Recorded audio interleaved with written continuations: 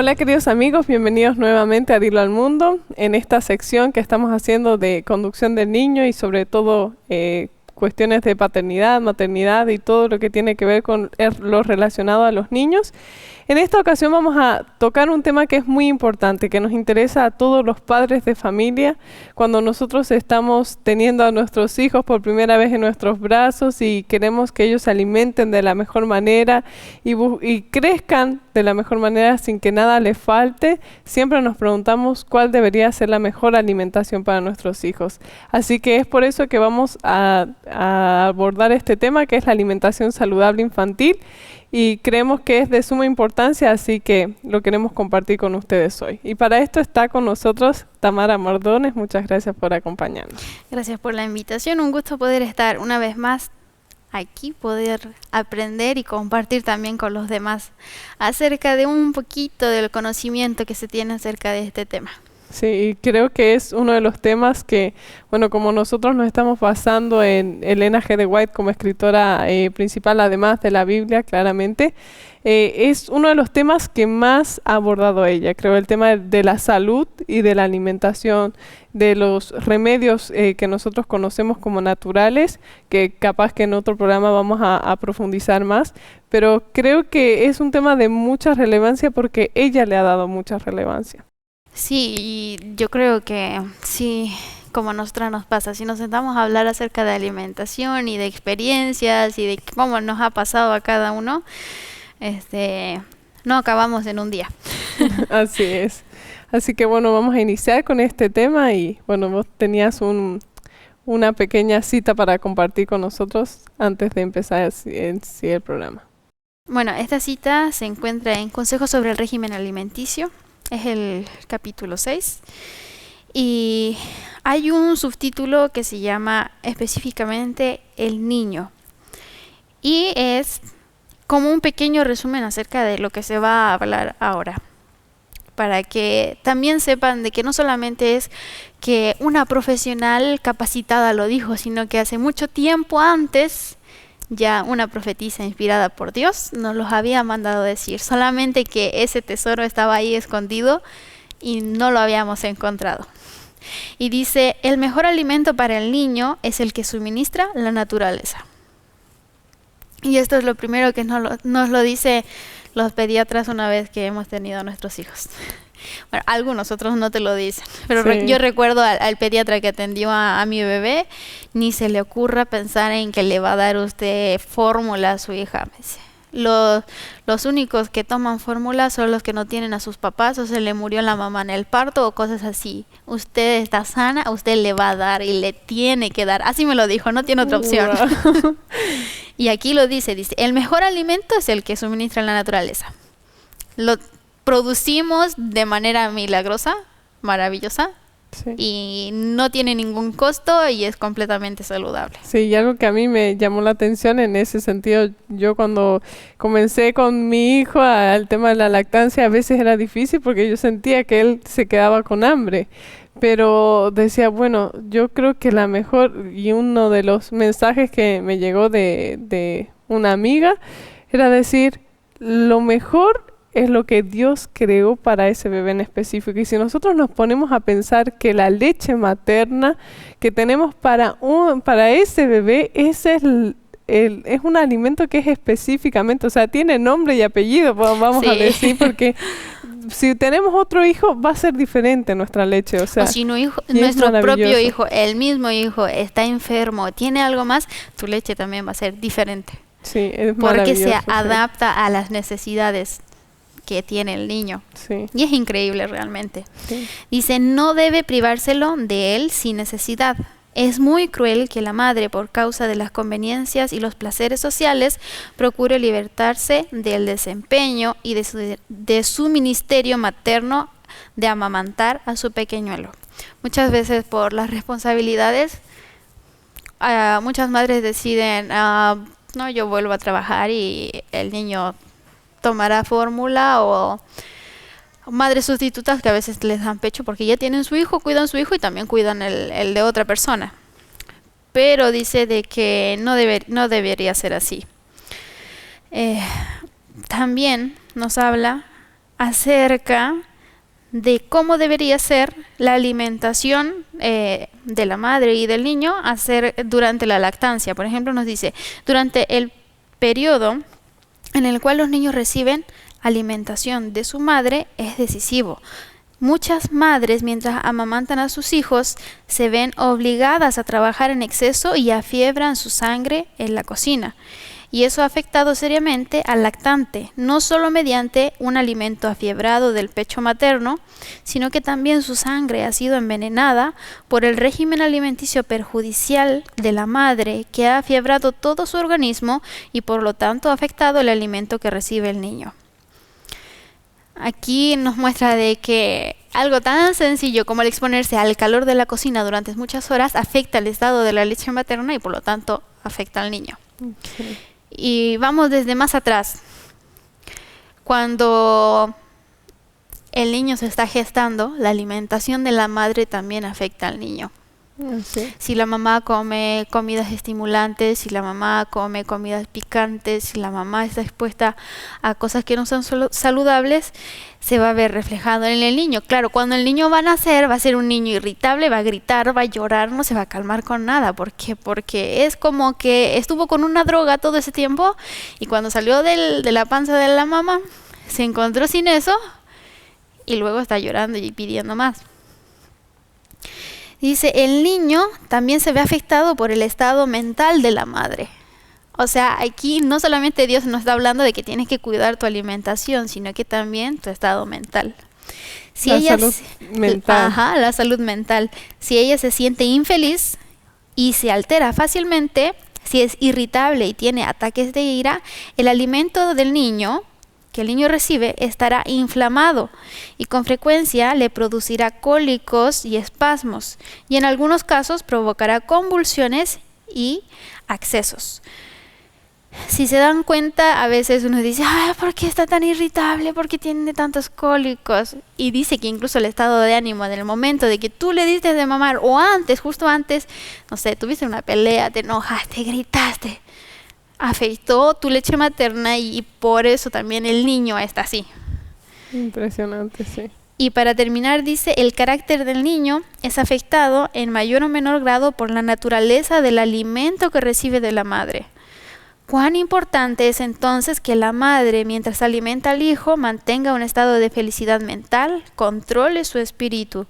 Al hacerse esto, no perjudicará el alimento del niño y el trato calmado y sereno que la madre dará a su hijo contribuirá en gran manera a modelar su mente. O sea, no solamente va a ser un beneficio para la madre el hecho de estar tranquila, estar sosegada, sino que se va a ver también reflejado en su hijo. Dios es grande y nos da muchos consejos. Yo creo que hay mucho más que investigar y por eso en este momento la doctora Giovanna nos va a ayudar a poder comprender qué tenemos que hacer respecto de la alimentación de nuestros hijos para poder hacerlo de la manera más correcta posible. Así es, y yo creo que en ese sentido nosotros tenemos que pedir la ayuda y la sabiduría a Dios, tanto para obedecer su palabra y lo que Él ve mejor para nuestros hijos y obedecerlo, porque a veces tal vez no sea lo más fácil y tal vez requiera un poquito más de trabajo, más de esfuerzo de nuestra parte. Por ejemplo, en el tema de la lactancia, uno tiene que estar ahí prácticamente presente todo el tiempo o estar ahí cuando el bebé necesite. Entonces, requiere mucho trabajo, pero es lo que Dios está pidiendo de nosotros para que nuestros hijos crezcan como Él desea que crezcan. Entonces, y puedan ser unos niños saludables, puedan crecer también mentalmente mejor preparados y como todo en sí, nosotros tenemos que cuidar todo el equilibrio de nuestro cuerpo, tanto de nuestro cuerpo como de nuestra mente y nuestra vida espiritual, ¿no? Así que pedirle ayuda a Dios porque sin Dios no vamos a lograr nada, así que con Dios sé que vamos a lograr todas las cosas que nos propongamos. Y como mencionaste, para este programa vamos a dar la bienvenida a la doctora Giovanna. Nosotros estamos realizando esta entrevista a través de Zoom, así que disculpen si hay alguna interrupción por la conexión de internet, pero bueno, ella es de la Fundación de las Delicias y nos está acompañando hoy en este programa. Y bueno, ella estudió medicina, pero también se dedicó más en la parte de nutrición y cómo la nutrición afecta a nuestro cuerpo, pero es la nutrición vegetariana estricta, ¿no? De que muchas veces nos cuesta encontrar personas que tengan estos mismos principios, Sí. estos mismos valores. Entonces me gustaría que, bueno, que usted, doctora Giovanna, pueda presentarse, pueda decirnos también en qué lugar estudió, para que otras personas puedan conocer y puedan saber desde de dónde nos está hablando, que es una persona profesional la que nos está Ujú. diciendo y dando estos consejos y nos está guiando a través de esta entrevista. Bienvenida, doctora. Hola Loreto, qué gusto saludarte. Bueno, mi nombre es Giovanna Bentivegna, soy egresada de la Universidad Centro Occidental Lisandro Alvarado de Venezuela como médico cirujano y me he dedicado a la medicina de estilo de vida. Esa ha sido mi especialidad. He trabajado en el área de la salud pública con un doctorado en salud pública de la Universidad Lisandro Alvarado y en los últimos 20 años me he dedicado a trabajar en un centro de salud de Fundación Las Delicias como directora del programa de medicina de estilo de vida. Así que en esta especialidad lo que más hacemos es educar. Y hoy vamos a tener un programa acerca de la educación en la lactancia para las madres. Bueno, doctora, usted mencionó que es venezolana y bueno, yo pensaba que usted era colombiana porque está trabajando en Fundación Las Delicias Colombia, pero me gustaría que mencionara usted desde hace cuántos años que vive en Colombia. Aquí estamos en Colombia desde hace 6 años, en la ciudad de Armenia, cerca de la ciudad de Armenia, en un lugar campestre donde tenemos Fundación Las Delicias y allí estamos trabajando en la medicina de estilo de vida en este centro de salud y se llama Casa Campestre y está ubicado en el departamento del Quindío, es al sureste de Colombia. Bueno, y nos gustaría también saber, ya sabemos que está trabajando en un ambiente de campo. Entonces nos gustaría saber cuál ha sido su experiencia, cuáles han sido los beneficios que ha visto de vivir una vida completamente en el campo y estar apartado de toda contaminación y ruido y estrés de la ciudad. Oh, wow, no cambiaré eso por nada. Desde que me casé, antes de casarme vivía en la ciudad de Valencia, donde estaba ejerciendo en un hospital y cuando decidí casarme con mi esposo, nos fuimos al campo a trabajar en este ministerio. Ambos nos dedicamos a este ministerio a tiempo completo y mis hijos crecieron en el campo, en una finca en Venezuela, en el estado de Yaracuy, y para mí fue la mejor experiencia. Para ellos también, o sea, ellos a veces decían, mamá, queríamos experimentar la vida en la ciudad, pero cuando van a la ciudad rápido se aburren y me dicen, añoro estar en el campo, ¿no? Es una vivencia única, es especial para la educación de los hijos, estar en el campo, hay muchas enseñanzas en la naturaleza, hay oportunidades de ver las manifestaciones de Dios más claramente, la educación se hace mucho más fácil, más fluida. Así que, bueno, los que puedan hacer de esto su norte y es una bendición poder hacerlo. Uh-huh. Ahora ya entrando directamente al tema que nos interesa el día de hoy, me gustaría iniciar con, bueno, vamos a hacer en este programa, vamos a intentar hacer un pequeño resumen desde el inicio de la alimentación, que es la gestación de una persona, de un ser humano, hasta que, bueno, ya es un niño y ya está bastante crecido. Así que en este sentido me gustaría iniciar por la primera parte, que es cuando está el bebé en el vientre de la madre, que tal vez es un tema muy extenso y nosotros vamos a dejar en los enlaces aquí en la descripción de este video algunos videos que la doctora Giovanna ya ha realizado de tanto la gestación como de lactancia para que ustedes también puedan profundizar de estos temas, y en este programa vamos a hacer un resumen un poquito más corto para poder abarcar muchos más temas. Entonces me gustaría que nos mencione, doctora, si es verdad que la madre debe comer por 2 personas, que eso es algo que se cree mucho comúnmente, y qué cantidad de alimentos o qué cantidad de alimentos debería comer, y por qué también se cree que se debe comer poca cantidad pero varias veces al día, porque hay muchas personas que dicen, por ejemplo, para que no te dé las náuseas, sobre todo en los primeros 3 meses, no comas mucha cantidad, sino come poquita cantidad, pero varias veces al día para no tener el estómago vacío. O por la acidez. Sí. Entonces, ¿realmente se debería hacer así? ¿Qué consejos usted doctora, nos puede dar? ¿Esto es cierto? ¿Y cómo debería ser verdaderamente? Ok, muy bien, muy importante esto. En el tiempo de la lactancia, en el tiempo del embarazo, eh, nuestro cuerpo está en anabolismo, está reconstruyendo, porque está creando un nuevo ser. Entonces sí necesitamos más nutrientes que los que no necesitaríamos cuando estamos en otro estado normal. Y lo que más la madre necesita, y vamos a hablar de la madre que quiere una dieta saludable, vegetariana, esta madre necesita ciertos nutrientes de manera especial. Cuando hablamos de macronutrientes, lo que más necesita son las proteínas, porque son las que forman tejidos. Entonces, es importante que se duplique un poco la porción de proteína. Pero si estamos hablando de una dieta vegetariana, vegana o 100% completa vegetariana, necesitamos que la proteína sea de fuente natural. Entonces, la mejor proteína son los granos, los frijoles, las lentejas, los garbanzos, las arvejas, todos los tipos diferentes de frijoles de colores negros, rojos, blancos. Entonces, si nosotros hacemos de eso nuestra fuente de proteína diariamente, y también hay otras fuentes de proteína que pudiéramos usar, como por ejemplo, están los derivados de la soya, entonces la carne texturizada de soya, el queso de soya, la leche de soya. También tenemos las oleaginosas, entonces las podemos usar en forma de cremas o de leche, esas también son fuentes de proteína y tienen mucho calcio. Y también podemos usar los champiñones, los hongos, entonces pudiéramos utilizar las setas de cualquiera de sus formas.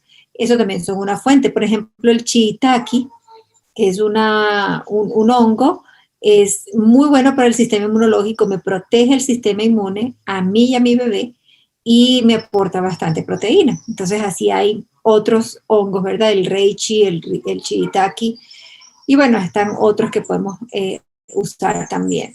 Entonces, las proteínas son importantísimas y tú decías, bueno, ¿habría que comer entonces más veces para poder llegar a eso? No, no es lo recomendable.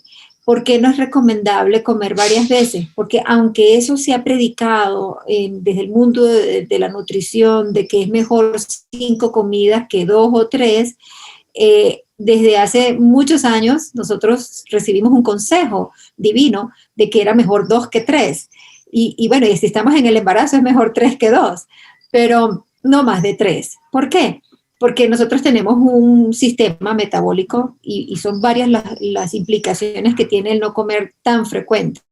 Número 1, que tenemos un páncreas que libera insulina.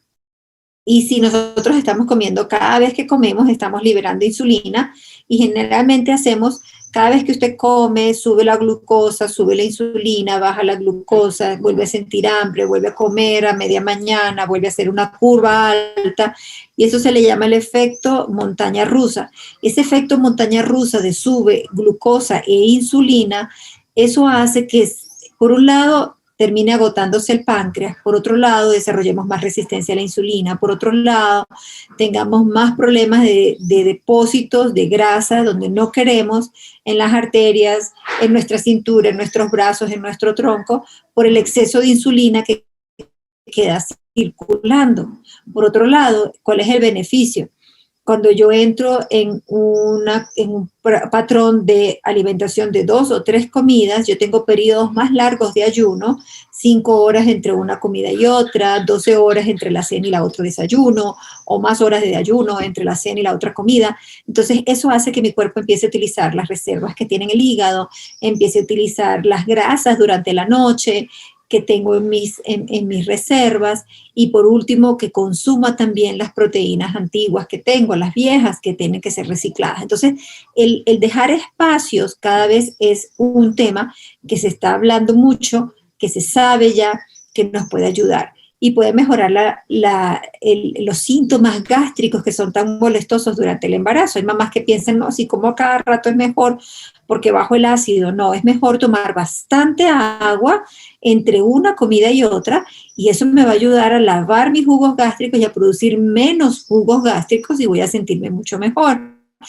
Y el bebé esos nutrientes en una comida. Entonces siempre es mejor de esa manera. Hay otros nutrientes, Loreto, que hay que mencionarlos por separado, que los hemos mencionado en nuestros programas, ¿verdad? De los que tengo que estar pendiente. Y uno de ellos es la vitamina B12. Durante el embarazo, la mamá debe suplementar con vitamina B12 al menos 1000 microgramos sublinguales o inyectados. Cada semana deben ser 2 veces esa dosis, o sea, 1000 microgramos, digamos, el lunes y el jueves. Y de esa manera estoy suplementando las necesidades para mí y para mi bebé.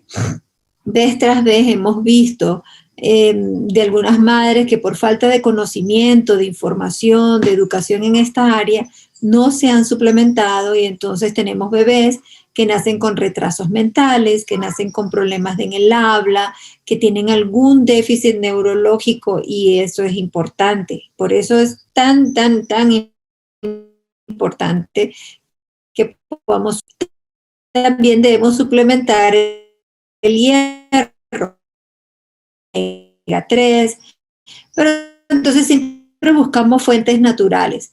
Podemos usar para el hierro los zumos de vegetales, podemos usar para el omega 3 la linaza, y la mujer embarazada transforma mucho más rápido lo que es el omega 3, el original, en el DHA. Entonces, es todo el ALA, el ELA, que son las formas simples del omega 3, se transforman en el DHA, que es la forma que la madre necesita durante el embarazo como fuente de omega 3 para el desarrollo neurológico del bebé. Entonces, si consumimos linaza, chía, nueces, tenemos buena fuente de omega 3 que la madre en su metabolismo de embarazo va a procesar más rápido y a convertirla en esa sustancia que necesita.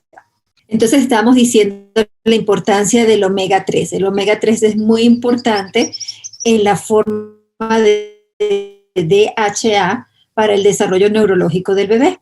Entonces muchas madres buscan suplementos como fuentes del aceite del pescado o del pescado para poder obtener el DHA, pero yo no les recomiendo que lo usemos del pescado, sino que lo busquemos de la linaza, de la chía, de las nueces, porque durante el embarazo nosotros tenemos la capacidad de transformar las formas del omega 3, digamos, las preformas que son el ELA y el ALA que están presentes en las semillas de linaza, en las nueces, el cuerpo las transforma en DHA de una manera más rápida y de una fuente totalmente natural, sin contaminación de mercurio, porque a veces cuando consumimos el omega 3 de fuentes del mar, del pescado, generalmente vienen contaminadas con mercurio, y el mercurio es un teratogénico, significa que puede causarme malformaciones en el bebé. Entonces, para no arriesgar y porque necesitamos esos elementos, entonces debemos consumirlos en esas formas.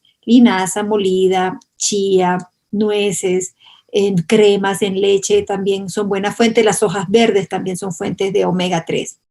Y el otro elemento es el calcio. El calcio es importante en la formación ósea y generalmente el bebé no queda desprovisto de calcio porque nosotros tenemos buenas fuentes de calcio, nuestros huesos, nuestros dientes, todos nuestros tejidos duros. Entonces, ¿qué pasa? El bebé nos consume nuestro calcio, entonces nosotros debemos proveer suficiente calcio para que la mamá no se descalcifique. En los programas que hemos dado de lactancia y embarazo, hemos hablado de las fuentes de calcio y sus dosis desde el punto de vista natural. Entonces, por ejemplo, hablamos del higo. El higo es una buena fuente, la melaza es una buena fuente. La melaza me da calcio, me da hierro y lo puedo usar en el pan como mermelada, puedo usarlo como endulzante. no es melado, es melaza, ¿verdad? La melaza es lo que queda del proceso de la extracción del azúcar, de la caña, de la miel, sale un extracto que es rico en minerales y ese es el que recomendamos. También está el brócoli, el coliflor, el repollo, como buenas fuentes de calcio. De hecho, una taza de brócoli me aporta más calcio que una taza de leche de vaca. Entonces, de esa manera tengo otras alternativas de calcio que si estoy consciente de ellas puedo incluirlas en mi dieta y no necesariamente suplementar con cápsulas, ¿no? Y a las mamás, tú me preguntabas, bueno, cuando hay esos síntomas también molestosos durante el embarazo, entonces las mamás que no toleran los alimentos en los primeros 3 meses, que es donde tenemos más molestias gastrointestinales, podemos usar suplementos proteicos, ¿no? Entonces hay unos polvos de proteína que son la base es o de soya o de arveja verde. La arveja verde es una buena fuente de proteína. Entonces podemos usar esos polvos, ¿verdad? En el jugo, en el extracto que me estoy tomando y de esa manera suplir las necesidades proteicas. Hay otras maneras que podemos hacerlas más sencillas y no sé si hay chance para compartirlos, pero nosotros hacíamos, por ejemplo, polvos nutritivos, esos polvos de nutrición de proteína los hacíamos en casa. Entonces, ¿cómo lo hacíamos? Bueno, tostábamos quinoa, cebada, avena, todo en grano, arroz integral, y entonces tostábamos también o la soya o la arveja, unas almendras, o maní o ajonjolí, y también linaza, y todo lo molíamos separado, en las mismas cantidades. Si utilicé una taza de cebada, una de quinoa, una de avena, una de linaza, una de almendra, una de arveja, y todo lo molemos. Después que lo tostamos bien, lo molemos por separado, y luego lo mezclamos. Y hacemos un tarro de proteína totalmente natural. Y qué útil es esa proteína para las madres que no tienen la facilidad de comprar un tarro de proteína, lo pueden hacer en casa de esta manera. Y es sumamente nutritivo. Bueno, doctora, y en cuanto al periodo de lactancia, sabemos que eso se supone que empieza desde el 0, desde que nace en adelante. Pero, ¿cuál es el mejor alimento para este bebé? Porque en este mundo ahora nos dan muchas opciones, pero queremos saber cuál es el mejor. Muy bien. Bueno, ese es un tema, bueno, que no termina todos los beneficios, no vamos a poder decir todos los beneficios que hay en este programa, en los minutos que tenemos. Pero yo siempre le digo a las mamás, mire, no hay cosa más maravillosa que usted pueda lactar. Eso es lo más hermoso que hay. Primero es la experiencia que usted obtiene, la conexión, la liberación de oxitocina que se da cuando su bebé empieza a succionar sus pezones y empieza a sacar su calostro, que son los primeros momentos, y siempre recomendamos que tan pronto el bebé nazca, debe ser conectado directamente al pezón. Cuando se hace en la primera hora de haber nacido, eso tiene un efecto maravilloso porque es en ese momento donde él activa la oxitocina en el momento necesario para que el útero se contraiga, para que salga la placenta, para que entonces se libere más prolactina y pueda liberar suficiente leche y el estímulo que va a mantener ese ciclo de mayor lactancia y mayor tiempo de lactancia. Entonces eso, esa belleza de tener al bebé allí y conectarse y que el seguridad de que usted está allí, de que usted le está aportando lo mejor, esa conexión es la más importante. Lo segundo es que, mire, es calientica, es estéril, está lista, no tiene que llevar nada, no tiene que tener teteros, potes, nada, es económica y es muy versátil, pero también depende mucho de lo que usted coma.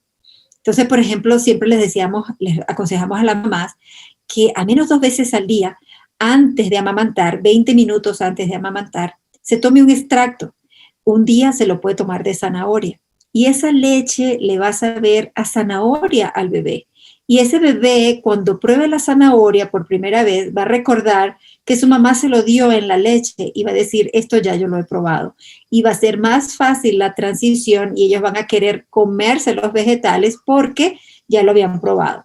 Otro día usted se come un extracto de remolacha, otro día de clorofila, otro día de manzana, otro día de otra fruta.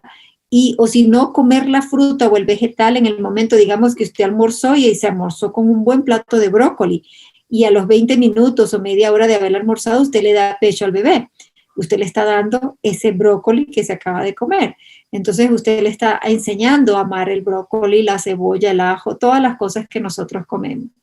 Por otro lado, si nuestra alimentación también es rica en fitoquímicos, le vamos a dar a él todos esos fitoquímicos, el omega 3 a través de la linaza, todo lo que dijimos para el embarazo lo necesitamos en la lactancia y se lo vamos a estar pasando a nuestros bebés.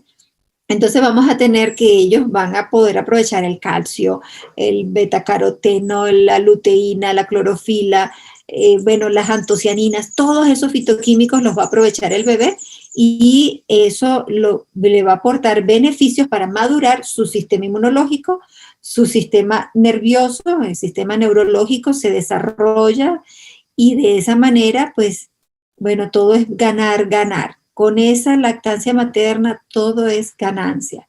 Y a veces la única situación negativa o digamos es que, o sea, usted no se puede desaparecer, ¿sí? Entonces, si usted va a lactar, quiere decir que usted siempre va a estar presente. En cambio, cuando no lactamos y optamos por el biberón, el bebé queda con quien sea. Entonces no va a tener la seguridad, la estructura que enseña la lactancia. Y por último, la lactancia cuando se hace bien en el horario que se debe hacer, también le enseñamos a nuestros hijos a desarrollar su lóbulo frontal, porque ellos van a saber que mamá sabe más que ellos cuando necesitan la leche. Y nosotros decidimos si lo hacemos cada 2 o 3 horas, pero cada 2 o 3 horas usted le da leche sí o sí a su bebé. Eso va a hacer que él diga, yo no tengo que llorar para que mamá me dé pecho. No tengo que despertarme con hambre porque mi mamá ya me despertó y me dijo, te toca ahorita la leche y eso le da más seguridad al bebé, más estructura, más tranquilidad. No tengo que llorar, no tengo que irritarme. Mamá siempre está allí, me aporta lo que necesito, calientico y a su tiempo. En cuanto a la lactancia, ¿cómo debería ser? ¿Debería ser regular o debería ser una lactancia a demanda, ¿no? Porque como usted mencionó, tal vez en algunos de los videos que vamos a dejar enlaces abajo, usted tiene una hija, su primera hija, y para poder establecer un buen vínculo de lactancia, dice que estuvo pegada a ella 5 horas dándole de lactar, para poder establecer e iniciar este tema de la lactancia. ¿Nos podría decir si tiene que ser a demanda o hasta qué momento debe ser a demanda y desde cuándo debería ponerse plazos de regularidad? ¿Y debería ser 2 horas o 3 horas? Muy bien, con respecto a la frecuencia en los primeros meses, siempre recomendamos que es mejor darle a libre demanda, porque cuando le damos a libre demanda estamos dándole la oportunidad al bebé, primero el aprendizaje de cómo agarrar el pezón, de cómo succionar y tenemos que estar allí constantemente pegaditos y por otro lado activamos el eje que es oxitocina y producción de prolactina. Entonces, cuando nosotros estamos dándole a libre demanda, estamos estimulando ese eje, libera oxitocina suficiente para poder asegurarme que durante el primer y segundo año voy a tener suficiente leche para aportarle a mi bebé. Entonces, por eso esos 2 primeros meses es más a libre demanda. ¿Qué significa libre demanda? Cada vez que tenga hambre o cada vez que llore o cada vez que se despierto le estoy dando. Y yo siempre cuento la experiencia que tú mencionaste, ¿verdad? De que con mi primera bebé, mi hija, los primeros días no me salía mucha leche, así que yo decidí, ya teniendo este conocimiento, yo dije, tengo que pegarla. Así que me senté, dije, nadie me moleste, yo me voy a dedicar aquí a mi bebé. Y empecé a ponérmela, un pecho, 10 minutos, sacaba gases, volvía al otro, 10 minutos, sacaba gases, volvía al otro. En esa situación, 5 horas. Y claro, ustedes se imaginarán, se me rompieron los pezones, esto fue horrible, pero pude producir suficiente leche todo el tiempo que ella lo necesitó, el primer año y parte del segundo año. Entonces, siempre tuve buena producción.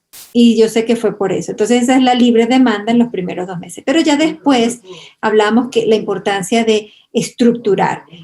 Cuando uno tiene una frecuencia, cuando uno le da entonces cada 2 horas, cada 3 horas, uno puede hacer un horario dependiendo de cuán hambrientico sea el bebé, entre cada 2 y cada 3. La mamá siempre dicen, es que se queda con hambre porque llora. Sí, todos los bebés lloran y todos los bebés pareciera que quedaran con hambre, y no necesito complementar siempre, ¿no? Hay casos donde complemento con un biberón, pero no es lo ideal. O sea, lo importante es pegármelo varias veces hasta que pueda succionar bien. A veces es que no agarran bien el pezón. Entonces, si no agarran bien y solamente están en la puntica, no succionan suficiente, pero si ellos abren toda su boca y agarran el pezón completo, entonces están succionando fuerte y usted lo siente. Y de esa manera va a asegurarse una buena extracción de leche y no va a necesitar complementar. Entonces, cuando lo hacemos cada 2 horas o cada 3, y usted despierta a su bebé, bueno, ya son 3 horas, está dormidito, tengo que despertarlo, voy a darle pecho y lo vuelvo a dormir. Eso hace que el bebé se acostumbre a que hay un horario, que hay una estructura, el bebé, su cerebro empieza a decirle, ya yo sé que viene después, mi mamá está atento a mi necesidad, no tengo que llorar para tener una necesidad. Eso estructura su cerebro. Entonces, en la lactancia son muchas las cosas que podemos aprovechar, nada más con esa actividad. O sea, le estamos dando calor, conexión, cariño, amor, protección y estructura. Saber que hay un horario. Y cuando hablemos de la ablactación, que es la introducción de alimentos diferentes de la leche, vamos a ver la importancia también del horario. Y eso sigue estructurando el cerebro de un bebé. Y en cuanto a la noche, ¿no? A la lactancia nocturna, ¿cómo debería ser la lactancia nocturna, doctora? Bueno, lo mejor sería que el bebé pueda dormir toda la noche. No sucede así en todos los casos, ¿no? Recuerdo mucho un libro que leía de la familia de Dorothy y Raymond Moore, que fueron una pareja dentista. Él era psicólogo, maestro, ella orientadora, y ella contaba la experiencia de que su médico judío, cuando tuvo su primer bebé y se lo entregó, en ese tiempo, ustedes saben, actualmente uno da a luz y inmediatamente le dan el bebé. Antiguamente no era así, era como que el bebé se lo daban al otro día a la mamá y entonces dejaban dormir a la mamá la primera noche. A veces duraban muchos días la mamá en el hospital, entonces todo eso retardaba un poco la lactancia porque estaba lejos de la mamá, entonces ellos le daban biberón. Pero entonces él decía, el doctor le dijo, señora Dorothy, su bebé durmió muy bien anoche y no le dimos ningún tipo de tetero. Ahora se lo entregamos a usted y de usted depende dormir todas las noches. Usted no necesita darle nada de noche. Y la última mamada era como a las 10 y la primera mamada del día siguiente era como a las 5. Entonces podía dormir 7 horas tranquilamente. Eso no es el privilegio de todas las mamás, ¿verdad? A veces nosotros luchamos porque en la noche siempre se paran 2 y 3 veces y cada niño es diferente, pero en la medida de lo posible, o sea, pudiéramos migrar hacia eso. Recuerden que ellos tienen el ritmo circadiano a veces un poco trastornado, pero si usted ha seguido un buen ritmo circadiano, si usted se para temprano, si usted es diurna, no es nocturna, si usted de noche lo que hace es dormir, eso va a ayudar a que el bebé también se ajuste más fácilmente. Entonces sí es importante que desde que nace, tratar de ajustar el horario de día es actividad, de noche es sueño. Y eso lo podemos lograr. El consejo es, por ejemplo, si se paran mucho de noche, es acercarnos, hacerles sentir que estamos allí, darle unas palmaditas o cargarlos un ratico y volverlos, pero no darle el pecho, para que ellos sepan que levantarse y llorar no significa siempre que voy a demandar lactancia. Entonces, pudiéramos atrevernos a hacer eso, sería muy bueno. Bueno, doctora, en mi caso yo no pude dar de lactar durante el tiempo que se recomienda. Tuve el problema de que a partir del tercer mes ya no producía más leche y tomé y hice de todo lo que me dijeron. Entonces la pregunta es, ¿qué tipo de fórmula infantil es la que se aconseja en estos casos y por qué? Aquí hay un tema interesante. hay un problema que se ha presentado con mucha frecuencia y es la intolerancia a la lactosa en los bebés recién nacidos y de los primeros meses. Sucede muchas veces porque las madres durante el embarazo consumieron muchos lácteos y esto provocó que el niño desarrollara una intolerancia a esos lácteos. Por esto de que siempre debemos tomar leche. Entonces, aún en niños vegetarianos hemos visto intolerancia a la lactosa. Hace poco tuvimos una experiencia con una bebé de nuestra comunidad que empezó a bajar de peso, la mamá preocupada porque no agarraba bien el pezón, entonces le dio una fórmula láctea y la bebé empezó a tener diarreas. Entonces, cuando fue llevada al hospital, la hospitalizaron y todo porque era bajo peso. Entonces, el doctor dijo, no, hay que darle leche maternizada, pero a base de leche de vaca. Y la niña, cada vez que tomaba la leche, se inflaba, se llenaba de gases, tenía diarrea. Y ella le decía, doctor, ¿y si le doy una de soya? No, no, de soya no. Pero cuando salió del hospital, ella le compró la de soya y la niña la toleró muy bien. Nosotros tuvimos la experiencia de complementar en algunos casos con la leche de soya, más que todo cuando estaban más grandes, cuando ya reducíamos la cantidad de lactancia en el día.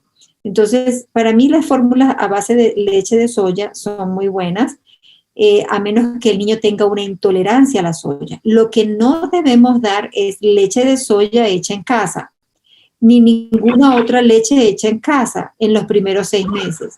En los primeros 6 meses vamos a dar la lactancia, la complementaria a base de, preferiblemente de soya. Si hay intolerancia, entonces nos tocaría buscar otras fuentes. Hay leches de arroz, hay leches de vaca, pues también porque a veces hay mamás que no tienen las posibilidades de comprar. Hay países donde casi no se consiguen las leches maternizadas de soya, entonces necesitan la leche maternizada de vaca, pero por eso siempre es bueno, mientras yo más pueda darle mi pecho, voy a evitar las otras leches. Y ya si ya llego a los 6 meses, entonces a los 6 meses ya puedo introducir otros elementos en la dieta para no necesitar una leche maternizada necesariamente, ¿no? Y en ese sentido, en cuanto a los productos de origen animal, me gustaría saber por qué no se aconsejan, qué es lo que provocan en sí en nuestro cuerpo, tanto en el de los niños, en el de los bebés, como en el nuestro. ¿Qué es lo que sucede cuando nosotros estamos tomando lácteos, digamos, derivados de la leche animal? ¿Y qué es lo que sucede en nuestro cuerpo? Muy bien, sí. Las lácteos son la causa principal de las alergias en los seres humanos. El 60% de todas las alergias son intolerancias a los lácteos. Entonces, por eso es importante evitar los lácteos en los primeros meses de vida. Cuando damos lácteos es donde más se está desarrollando su sistema inmunológico, entonces ellos pueden con mucha más facilidad desarrollar una intolerancia a la lactosa. Pero no solamente es la intolerancia a la lactosa. La leche de vaca es, en cuanto a concentración de proteína, mucho más alta. Entonces nosotros no necesitamos tanta proteína. En el caso de los bebés, ellos necesitan solamente 2.0 gramos de proteína por día, por kilogramo de peso al día. Entonces, si un bebé pesa 6 kilos, por 2 serían 12. 12 gramos de proteína son fáciles de conseguir.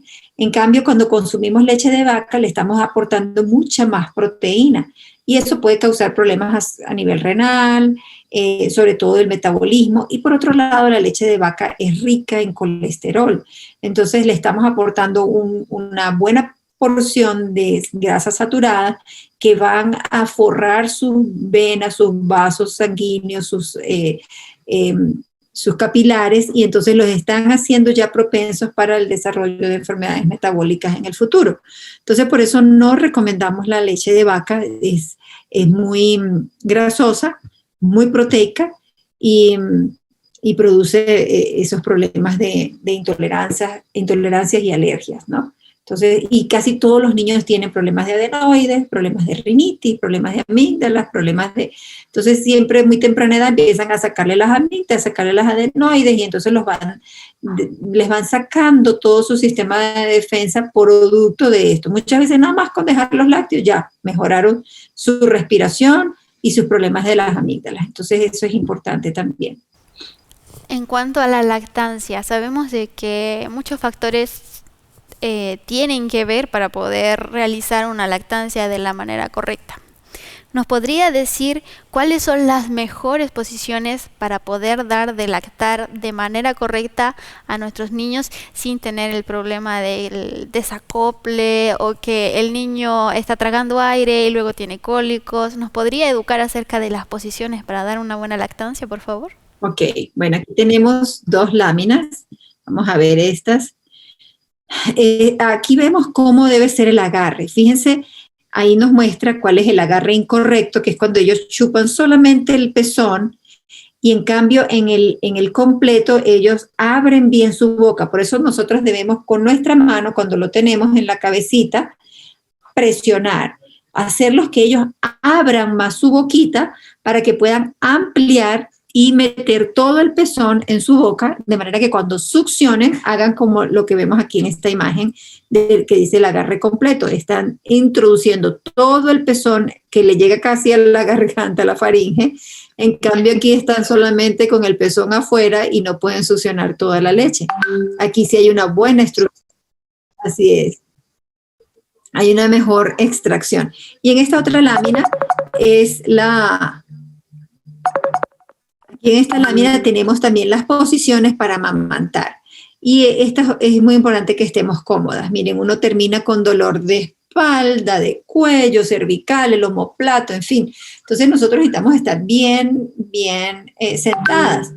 Entonces lo podemos hacer acunado, ¿verdad? Como el típico, la forma típica de agarrar el bebé, que es sobre una almohada. Entonces debemos tener la almohada para que el bebé esté arriba y pueda agarrar mejor, porque si no tenemos una buena posición, entonces el bebé tampoco va a poder agarrar bien el pezón. Entonces la posición es importante. Y fíjense que en el acunado cruzado, que es como del otro lado, como cuando nosotros agarramos en este caso, lo tengo de este lado, su cabeza está aquí. En el acunado, la cabeza está acá y yo estoy con la mano suelta tratando de presionar su cabecita y manipular el pezón.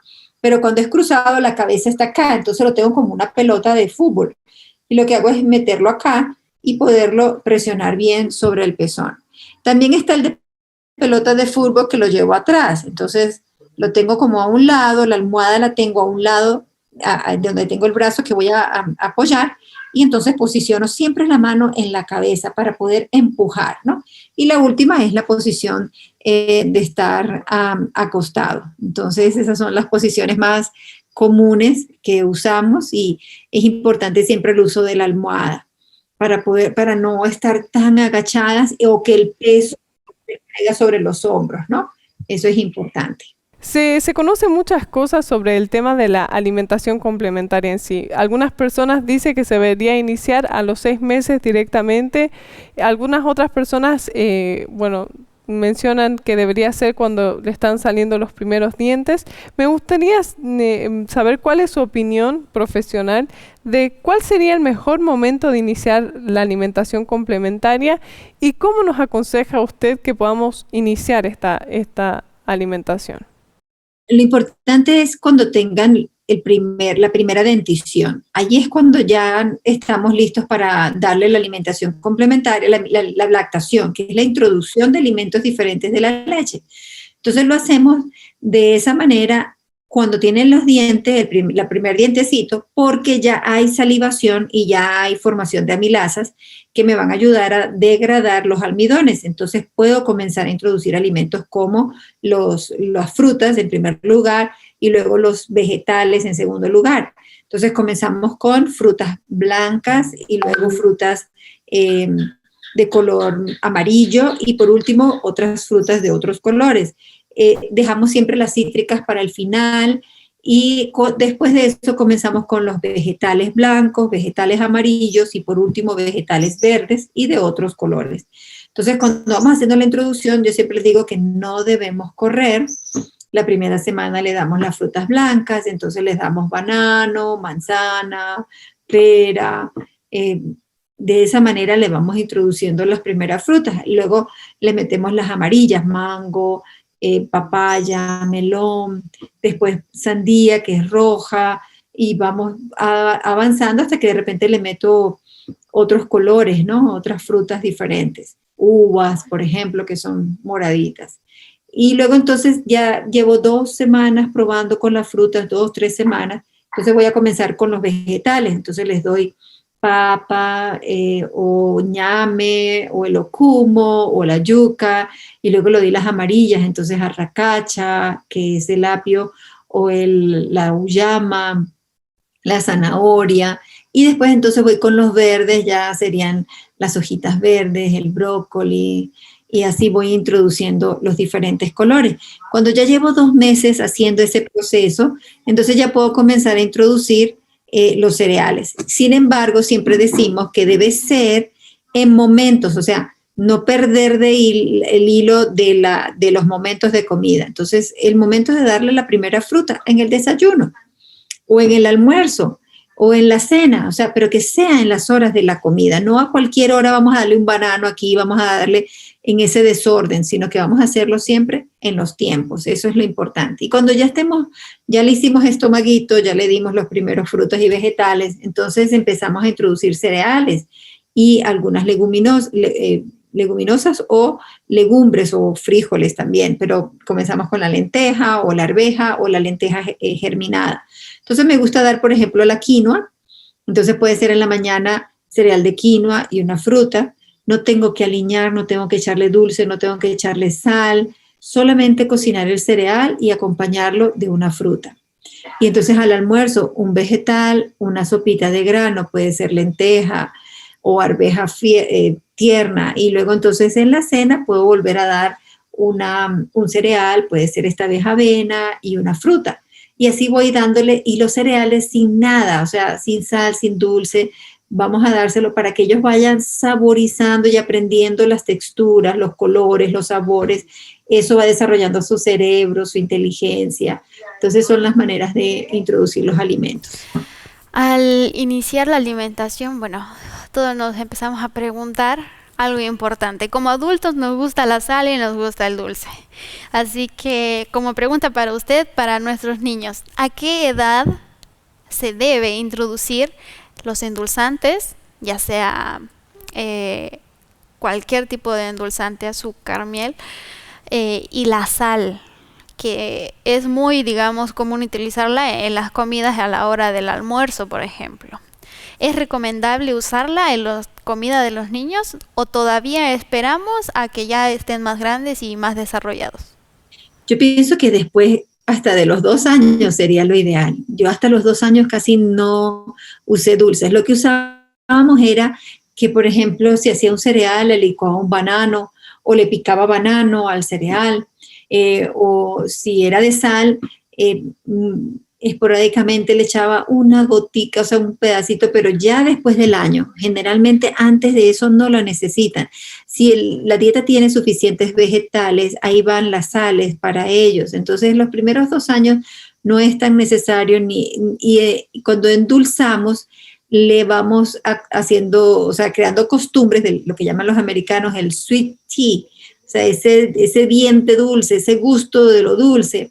Entonces, no es bueno adelantarnos a eso, sino más bien mientras más lo podamos retrasar, mejor. Cosa difícil en esta sociedad, pero si se puede hacer, sería lo ideal. Bueno, yo tengo un bebé de 6 meses, todavía no ha tenido los dientecitos, pero nosotros le hemos, por ejemplo, cuando nosotros estamos desayunando, dándole de probar cositas, digamos, y ha comenzado ya a adquirir ese gusto, ¿no? Yo creo que, bueno, no sé si estoy equivocada, tal vez me podría corregir, pero que una demostración de que ha comenzado a adquirir, digamos, la salivación, como usted mencionaba, es cuando su caquita se cambia de líquida a hacerse un poquito más espesa. Así es, así es. Eso también nos muestra un poco que hay un cambio en la flora y que ya están casi listo para eso. Muy bien. Sí, entonces, bueno, para, digamos, sintetizar la información que nos dio, tal vez entonces iniciar con frutas, usted dice, tal vez una semana o dos de únicamente frutas y sería probar, digamos, el lunes le doy banana y al día siguiente le doy pera y al día siguiente le doy manzana y así esperar si no tiene ninguna reacción. O sea, darle en un día solo una cosa como para saber cómo va reaccionando su cuerpito y después de 2 semanas de solo fruta, ahí comenzar a darles ya lo que es vegetales. En papillas también se podría hacer. Siempre les decimos que con el tenedor se maja, pero no se licúa, porque cuando licuamos, no le estamos enseñando a masticar, que es parte del desarrollo de todo bebé, y a desarrollar bien sus mandíbulas, sus maxilares, entonces sus dientes. Entonces es importante que mastiquen, que sientan cositas duras, ¿verdad? Entonces es importante eso, no tan licuado. Pero sí, así como tú dices, primero lo blanco, luego lo amarillo, y luego entonces me voy, y lo puedo hacer en el desayuno. Y quizás sigo con mis mamadas igual, con mi lactancia igual. Si yo veo que vamos a introducir los vegetales, entonces ya le damos en el desayuno la fruta, en el almuerzo el vegetal, en la cena otra vez la fruta o el vegetal. Entonces ya voy haciendo 3 comidas solamente con frutas y vegetales en el primero y segundo mes. Y ya después que he probado todos los colores por separado, ya puedo mezclarlos. Y también es importante este principio de que hay muchos bebés que tienen la costumbre de sacar la lengua y sacar todo lo que usted le mete. Ellos pasan por esa etapa. Entonces, no interpretar que no le gusta lo que usted le está dando.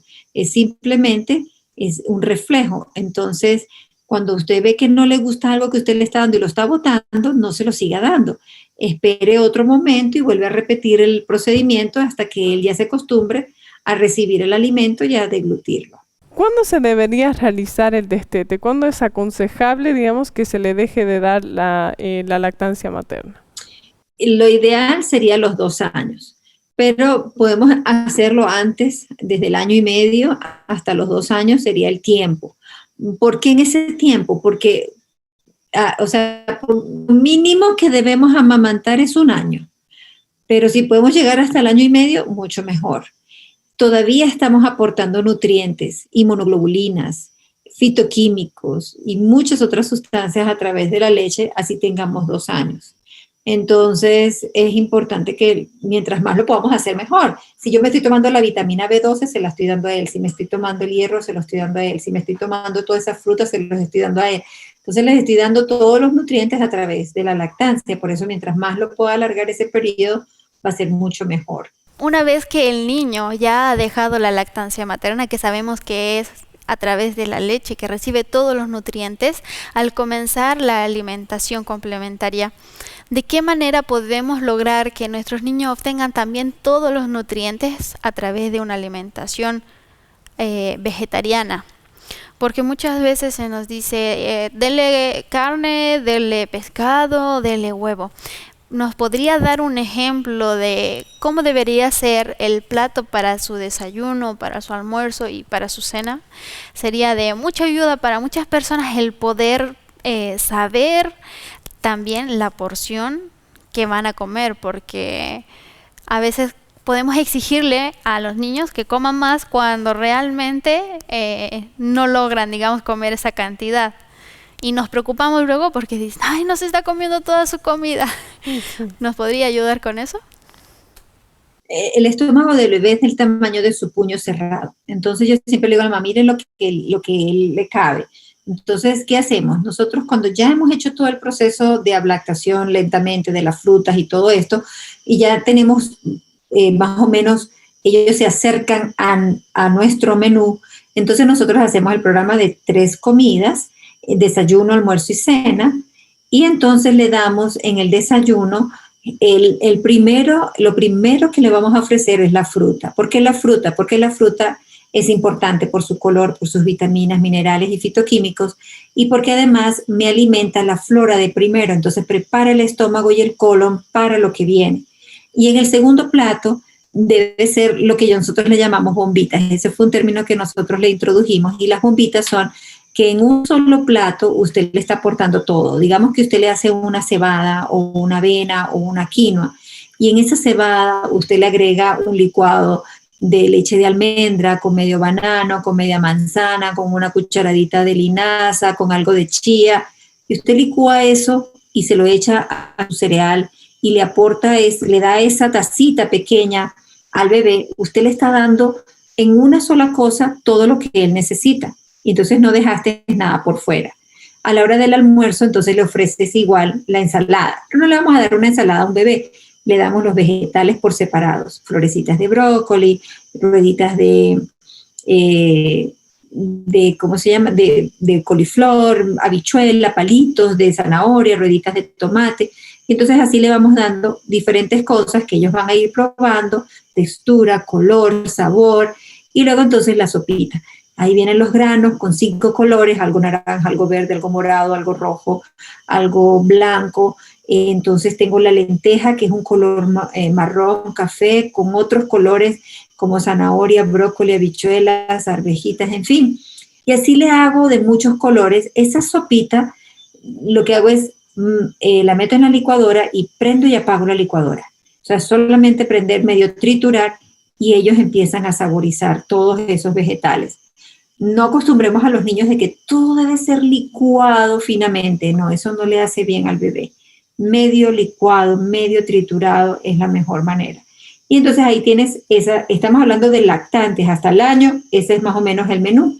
Y cuando llega la cena, entonces puedo repetir el cereal de la mañana, puedo hacer una avena, una cebada, una quinoa, una fruta y esa bombita que hacemos. A esa bombita yo le puedo agregar también la leche maternizada de soya. Si le doy a Isomil, le doy 2 cucharadas de Isomil allí, o Nursoy o Nansoy, cualquiera de las de soya, y se lo echo allí para aportar los suplementos que no le estoy dando. Ahí va el AB12, ahí va hierro, calcio, omega 3, entonces pues aporto otras cosas que también son necesarias para el bebé. Bueno, en mi caso, por ejemplo, a mi hijo, a mi primer hijo, tuve que quitarle, digamos, el pecho mucho antes de lo que a mí me gustaría y de lo que está aconsejado, ¿no? Se lo tuve que quitar al año. Y me gustaría saber, en cuanto a la alimentación, él come bastante bien y bueno, si un niño tiene una alimentación variada, nutrida y que se alimenta bien en los tres tipos de comida, digamos en el desayuno, en el almuerzo y la cena, pero necesitaría un suplemento, necesitaría algo para complementar esa alimentación, ya que no está teniendo la lactancia materna, porque muchas veces nos preocupamos como padres el tema del hierro, el tema del calcio, y bueno, me gustaría que usted nos pueda dar su opinión en este sentido, porque tal vez hay algunas otras personas que han tenido que parar de darle el pecho, digamos, a una edad que no es la aconsejable, y bueno, ¿qué podríamos hacer en esos casos? Y si realmente es necesario complementar con alguna otra cosa.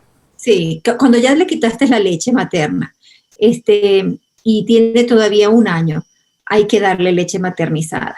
Entonces, en ese caso pudiéramos hacer 2 opciones.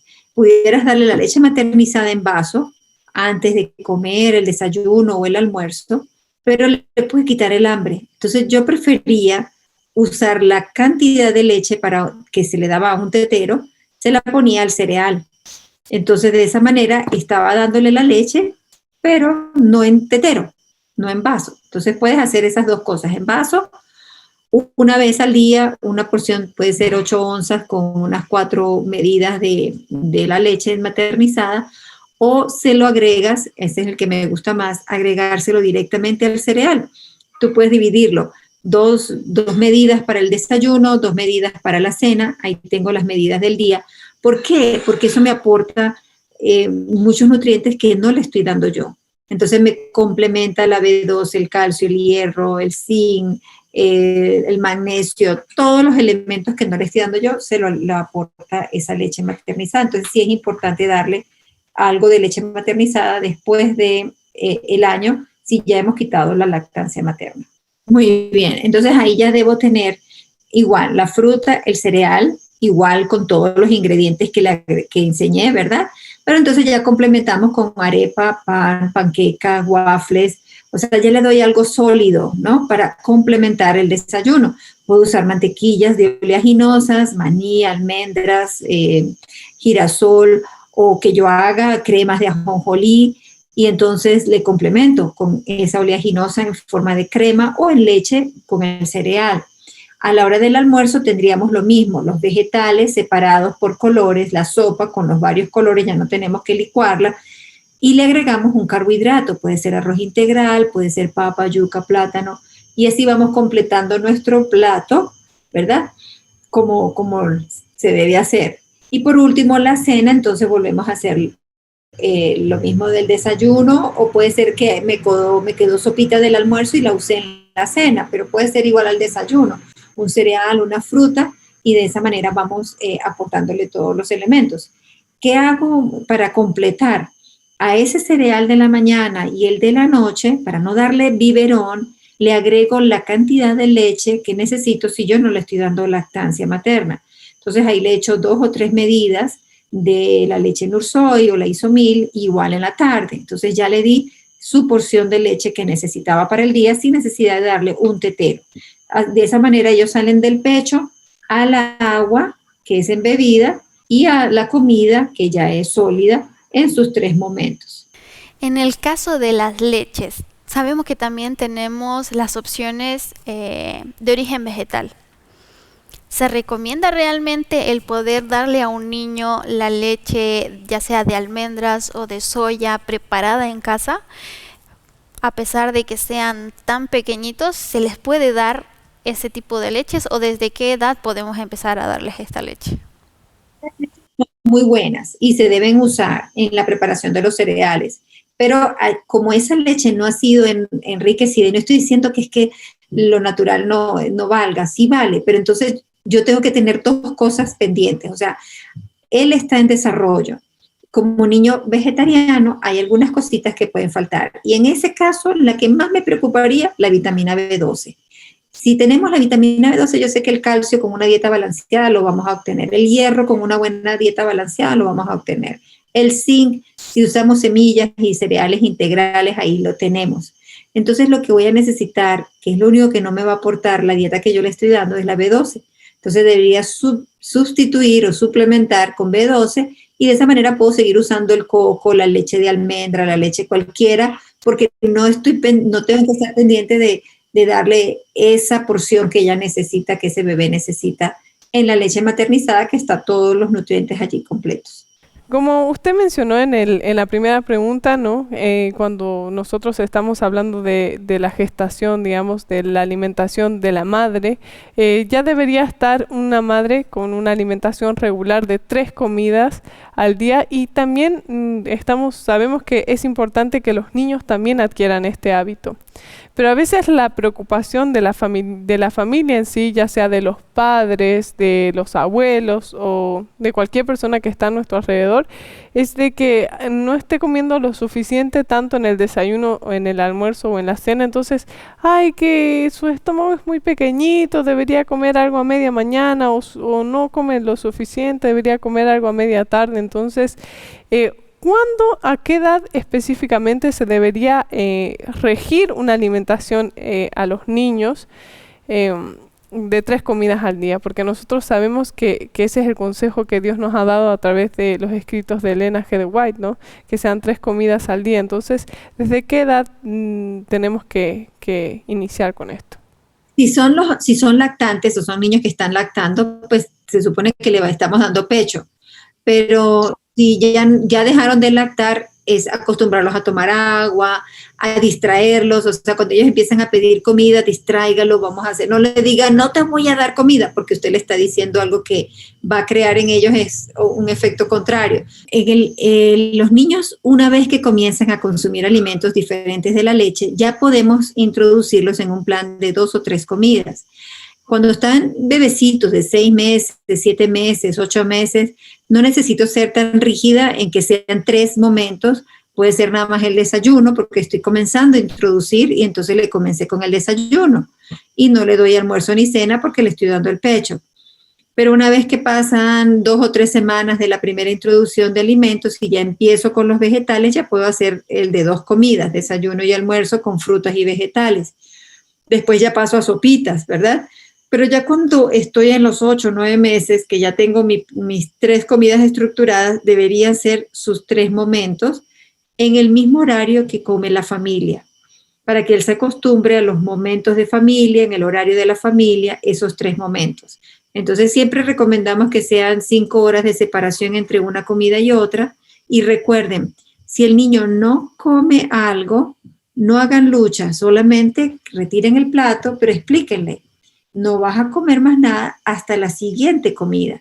En la siguiente comida usted puede hacer 2 cosas, o le da el mismo plato que le quitó en la mañana, que no se comió, o le da su plato nuevo de comida que usted hizo para esa hora. Y usted le explica, de aquí no vas a comer más hasta 5 horas después. Entonces, de esa manera estamos estructurando su horario, su ritmo circadiano, estamos trabajando en darle seguridad, destrezas, todo se une en ese trabajo de darle ese patrón de alimentación igual que el de la familia. Entonces sí es importante que haya momentos y ojalá sea con la familia, para que él también se acostumbre a compartir en familia el momento de la comida, por lo menos con mamá, ¿no? Y es importante que ese momento sea agradable, sea bueno, ¿no? Para el bebé. Muchas gracias, doctora, por su participación. Yo creo que ha sido de mucha bendición para nosotros y esperamos que también lo sea para todas las personas que están viéndonos alrededor del mundo, ¿no? Porque es un consejo de una persona profesional, digamos, que nos puede ayudar a tomar decisiones de cómo alimentar a nuestros hijos, ¿no? Y cómo tener más herramientas para hacer una alimentación y hacer un seguimiento a nuestros hijos mucho más informada. Yo creo que la información, sobre todo en estos tiempos, si queremos hacerlo mejor, es muy importante, y también de personas que tengan experiencia de alimentación como Dios nos manda, ¿no? Y esto es algo que creo que tenemos que recalcar en ese sentido. Así que bueno, me gustaría que pasemos a la parte de conclusiones. Me gustaría que vos inicies con tu conclusión, si te gustaría dar algún comentario para los que nos ven. Yo, gracias a Dios, tuve la bendición de que unos amigos muy cercanos, que ellos pusieron en práctica también estos mismos consejos, ellos luego me los dieran a mí.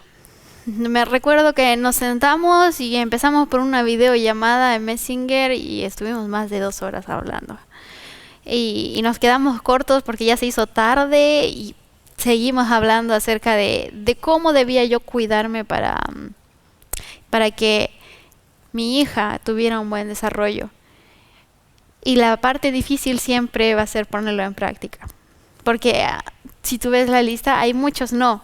No vas a comer esto, no vas a comer esto otro, solo vas a comer esto. Pero los resultados se ven. Porque los primeros meses yo vi los resultados de poder yo cuidarme durante el embarazo en mi alimentación, y después durante los primeros meses de lactancia que pude dar de lactar a mi bebé también vi los resultados. Era súper tranquila, se dormía toda la noche.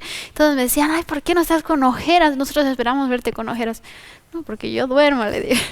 Mi bebé es súper tranquila. Y todos sorprendidos. Pero yo creo que esa es la recompensa de seguir lo que Dios nos ha dado. Y le animo a todos los que nos están viendo y que han escuchado acerca de esta información a que puedan ponerlo en práctica. Yo creo que ese es el llamado, atreverse y ponerlos en práctica, buscar más consejos. Quizás esto de aquí se les ha hecho poco. Si se les ha hecho poco, vayan, busquen más ayuda, busquen videos, lean, edúquense. Porque si no nos educamos, es como si vamos a construir una pared y de pronto le ponemos un ladrillo y de pronto no le ponemos un ladrillo y después sí le ponemos un ladrillo y aquí sí y aquí no, y vamos dejando pequeños huecos que luego nuestra pared se va a caer. Lo mismo va a pasar con la salud y con la crianza de nuestros niños. Y el llamado es a eso, a intentar, a practicar, a pedirle ayuda a Dios. Dios, dame sabiduría de cómo preparar de mejor manera estos alimentos, de cuál es la manera correcta, porque Él nos ha dejado claro de que estamos formados por lo que comemos. Y en el momento que nosotros estamos gestando, no solamente Dios ha creado ese pequeño cuerpo, ese pequeño ser dentro de nosotros, sino que nosotros estamos creando a través de nuestra alimentación y a través de nuestro cuerpo a un nuevo ser, que luego cuando sale al exterior se sigue alimentando de nosotros y sigue dependiendo de nosotros, pero desde fuera. Así que cuidemos nuestro cuerpo, pensemos y recordemos que somos templo del Señor, y lo mejor, si le damos lo mejor a Dios, no solamente le vamos a dar lo mejor a Dios, sino que también lo mejor para nuestros hijos, porque así les vamos a entregar luego a Él hijos saludables. Porque el tener un hijo es una responsabilidad. Y si Cristo viene pronto y nuestros niños están pequeños, nos va a preguntar, ¿dónde están los hijos que te di? ¿Qué has hecho? ¿Los has cuidado? ¿Me los has criado bien? Y nosotros vamos a tener que dar cuentas. Recordemos de que si les alimentamos mal, también estamos deformando su carácter, porque lo que comemos también afecta a la mente. Así que queremos que nuestros hijos sean buenas personas en el futuro, buenos adultos, buenas personas para este mundo, pues también tenemos que pensar en que la alimentación les afecta. Así que ese es mi llamado, a que confiemos en Dios, intentemos, pongamos en práctica y busquemos más ayuda y sabiduría de lo alto para poder avanzar un poquito cada vez. Porque no es como que vamos a dar el paso y ya vamos a abarcar todo. Esto siempre nos va a conllevar un poco de tiempo y de esfuerzo. Así es. Muchas gracias, Tamara, y también a la doctora por acompañarnos en este programa. Y tal vez para concluir, a mí me gustaría sumarme al llamado que hace Tami, y decirle que muchas veces nosotros podemos cometer errores porque no tenemos información, y porque a veces buscamos información en los lugares equivocados, y yo creo que la mejor fuente que nosotros podemos encontrar es la palabra de Dios, y también los escritos que Él ha dejado inspirados a través de Elena G. de White. Y en este sentido voy a leer un párrafo de consejos sobre el régimen alimenticio.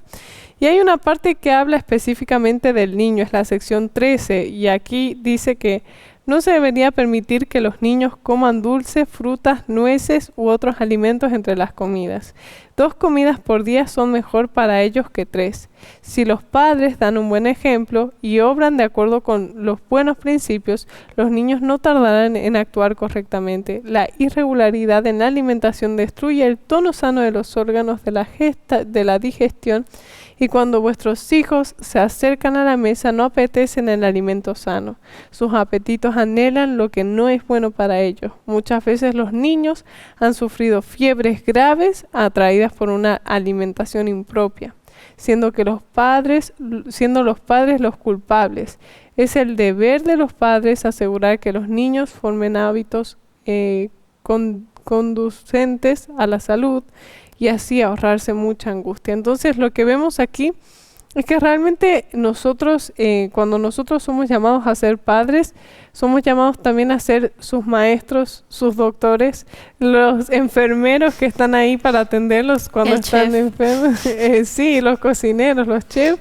Entonces realmente tenemos una responsabilidad muy grande, y solamente con la ayuda de Dios es que vamos a poder lograr salir adelante, lograr con éxito todas las cosas. Y lo mejor, yo creo que lo más importante es que si nosotros nos ponemos a pensar, el pecado entró en el mundo justamente por la alimentación. Y Jesús vence la primera batalla, la primera tentación que tiene con Satanás es en cuanto a la alimentación. Entonces no es un tema de poca importancia, no es un tema que hay que dejarlo aparte y no darle la importancia, sino que es un tema muy relevante. Bueno, y para las personas que no creen que realmente está escrito, pueden buscarlo en el libro La Temperancia. Los primeros capítulos son muy interesantes porque te abren los ojos de que realmente la alimentación es la piedra de tropiezo del ser humano, porque ¿qué es más difícil que controlar la boca? Es verdad. O sea, podemos controlar cualquier otra cosa, pero controlar la boca sí es que lo que nos cuesta. Sí. Así que... Y sobre todo si estamos acostumbrados a los dulces, a los caramelos, a las cosas con mucha muchos condimentos. Entonces, si nosotros queremos ahorrarles todo el sufrimiento a nuestros hijos también, digamos, y ahorrarnos a nosotros el tema de cuidarlos por haberse enfermado por alguna cosa que nosotros no hemos estado ahí pendientes en su cuidado, pero también el ahorrarse la tentación, digamos, si ellos nunca prueban, digamos, el dulce y el deseo de comer chocolate o el deseo de comer esas cosas, es como que nosotros vamos a poder ayudarlos a que ellos puedan vencer muchas más tentaciones y a poder enfrentar muchas más cosas. Y una de las historias que está en la Biblia, que es una de las más importantes en cuanto al tema de la alimentación, y sobre todo para nuestros tiempos, porque nosotros estamos viviendo tiempos en los que nuestro destino está a punto de definirse. O sea, realmente yo creo que Jesús está muy cerca de venir.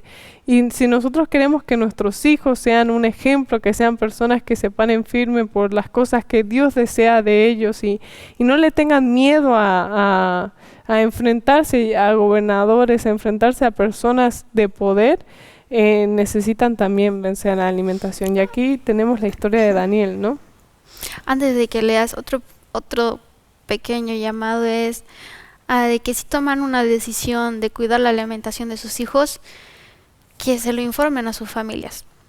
Porque a veces es difícil, tú tomas una decisión, pero luego llega algún miembro de tu familia y le da sin avisarte o sin preguntarte algo que no debía comer, y es como que te arruina todo tu esfuerzo trabajo de cuidarle y de que no coma y de que esté bien. Entonces, que sea un tema de familia.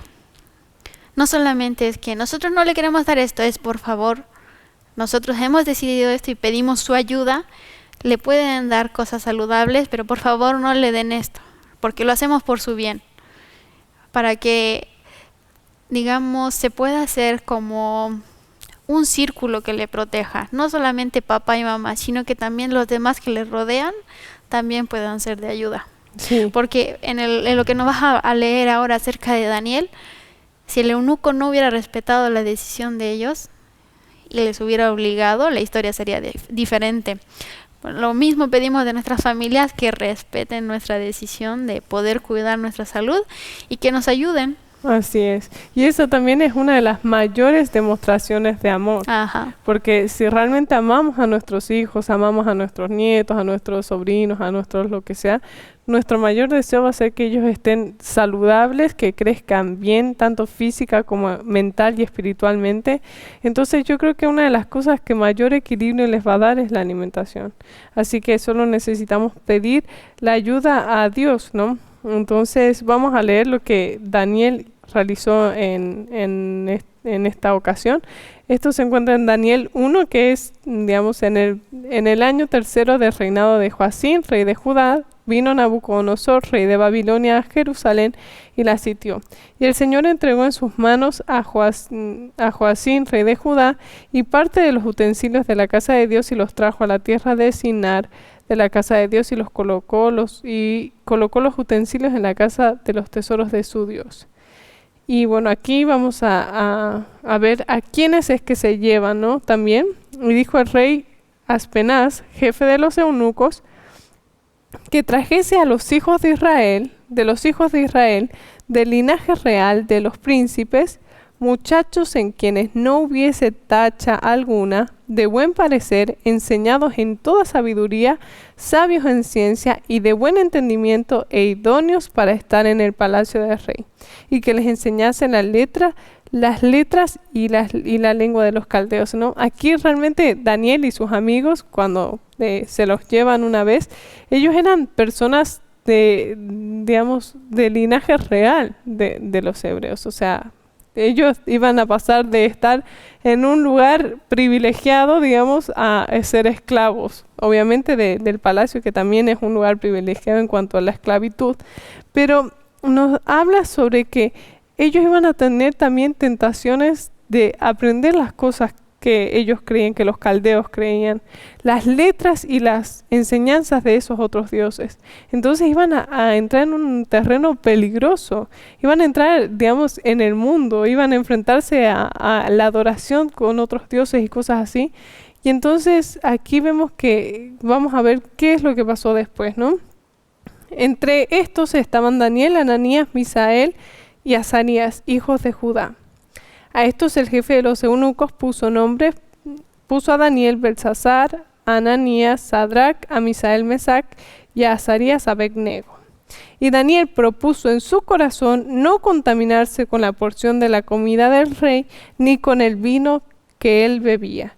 Pidió, por tanto, al jefe de los eunucos que no se le obligase a contaminarse. Y en este sentido, Daniel estaba en una posición desfavorable, porque él estaba siendo cautivo, no era como que podía elegir su plato para comer, pero él tuvo el coraje y el valor de hablar con el jefe de los eunucos, hablar con el que estaba encargado de su alimentación. Yo creo que eso también nos muestra de cómo la alimentación de ellos y cómo la crianza de ellos los hizo mantenerse firmes, aunque la situación era desfavorable para ellos. Y de no tener temor del hecho de aceptar que tú eres diferente. Porque muchas veces personas se quedan calladas porque, ay no, ¿cómo voy a estar diciendo que soy vegetariano? Voy a estar incomodando a los demás. Pero Daniel tuvo la valentía de decir, no voy a comer eso. Sí, eso es muy importante. Y bueno, entonces aquí lo que sigue de la historia es que vimos que Daniel le pidió, el jefe de los eunucos se preocupó y dijo, no, cuando el rey los vea mal, enfermos, va a decir, se va a preocupar y va a pedir mi cabeza por recompensa de ustedes, digamos. Y él le dice, bueno, espera, vamos a hacer un trato. Y hicieron un trato de poder hacer una prueba de 10 días. ¿Y qué pasó después de estos 10 días, no? Y bueno, aquí está lo que le dice Daniel, ¿no? Te ruego que hagas la prueba con tus siervos por 10 días y nos den legumbres a comer y a beber agua. Compara luego nuestros rostros con los rostros de los muchachos que comen de la nación de la comida del rey, y haz después con tus siervos según veas. Consintió pues con ellos en esto y probó con ellos 10 días. Y al cabo de los 10 días pareció que el rostro de ellos era mejor y más robusto que el de los otros muchachos que comían de la porción de la comida del rey. Así pues Melsar se llevaba la porción de la comida de ellos y el vino que habían de beber y les daba legumbres. A estos 4 muchachos Dios les dio conocimiento e inteligencia en todas las letras y ciencias. Y Daniel tuvo entendimiento en toda visión y sueños. Entonces vemos también que la ventaja de la alimentación, de una buena alimentación, es que nos da entendimiento, nos da claridad mental. Y no era cualquier alimentación la que se le estaba ofreciendo a Daniel, era de los manjares de la comida que se le daba al rey, o sea, de lo mejor que había en ese lugar. Y en el mundo. Sí, en el mundo, claro, sí. Y a veces nos es difícil decir no a algo que nosotros decimos, bueno, vamos a un restaurante así muy importante y no queremos decir que no a lo que nos vayan a dar. Y aquí vemos realmente que si nosotros queremos ser fieles a Dios, tenemos que ser fieles en las cosas pequeñas, que nos parecen pequeñas, pero en realidad son muy importantes y que al final van a decidir parte de nuestro futuro. Así que nuestro llamado es que nos pongamos del lado de Dios. Y yo creo que así como bendijo a Daniel y lo hizo verse 10 veces mejores, es solo un producto divino, o sea, es solo porque Dios les proveyó eso y les hizo una demostración de que realmente lo que Dios nos manda para alimentarnos es mejor que cualquier otra comida. Así que si nosotros creemos en la Biblia, si nosotros creemos en Dios, creamos y obedezcamos a la mejor alimentación que nos está mandando. Así que pidamos la ayuda a Dios y de seguro nos va a dar muchísimas más recompensas de las que nosotros nos imaginamos. Yo creo que desde que me hice vegetariana encuentro mucha más claridad en cuanto a temas espirituales. Es como que a veces se me vienen ideas de cosas que yo digo, oh, wow, ¿cómo no lo vi nunca antes? Y a veces puede ser por el tema de la alimentación. Así que pongámonos del lado de Dios y de seguro Él nos va a dar muchas ayudas y muchas recompensas que ni siquiera nos imaginamos. Así que los retamos a que ustedes puedan animarse a optar por lo mejor. Y si este programa les ayudó, también puedan compartirlo con otras personas que ustedes desean que puedan también disfrutar de estas bendiciones. Que Dios los bendiga y nos vemos en otro programa.